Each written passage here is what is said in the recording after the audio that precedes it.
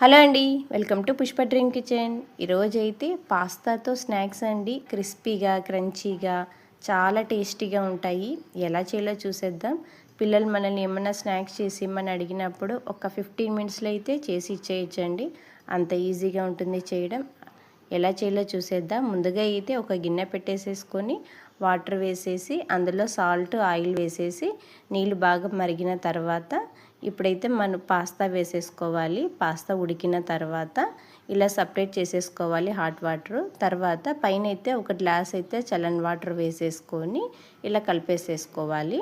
తర్వాత ఇప్పుడు ఒక గిన్నెలో వేసేసుకొని పాస్తాని ఒక 2 స్పూన్లు అయితే మైదా, ఒక 2 స్పూన్లు అయితే కార్న్ ఫ్లవర్ వేసేసి ఇలా ఒకసారి అయితే అన్నీ కలిపేసేసుకోవాలండి.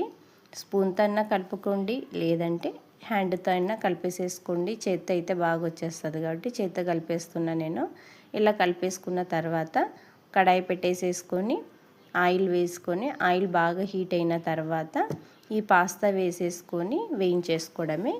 ఇది లో టు మీడియం ఫ్లేమ్లో పెట్టేసేసుకొని ఫ్రై చేసుకోవాలండి, బ్రౌన్ కలర్ వచ్చే వరకు. అప్పుడే మనకి బాగుంటాయి క్రిస్పీగా, లేకుంటే మెత్తగా కూడా అయిపోతాయి.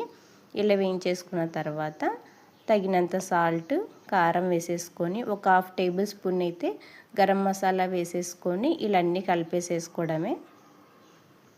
అంతే, పాస్తా కురుకురే రెడీ. మీకు ఈ వీడియో నచ్చితే లైక్ చేయండి. పిల్లలైనా సరే పెద్దలైనా సరే చాలా ఇష్టంగా తినేస్తారు. చూసారు కదా ఎంత క్రిస్పీగా ఉన్నాయో. మీకు ఈ వీడియో నచ్చితే లైక్ చేయండి, షేర్ చేయండి, సబ్స్క్రైబ్ చేయండి.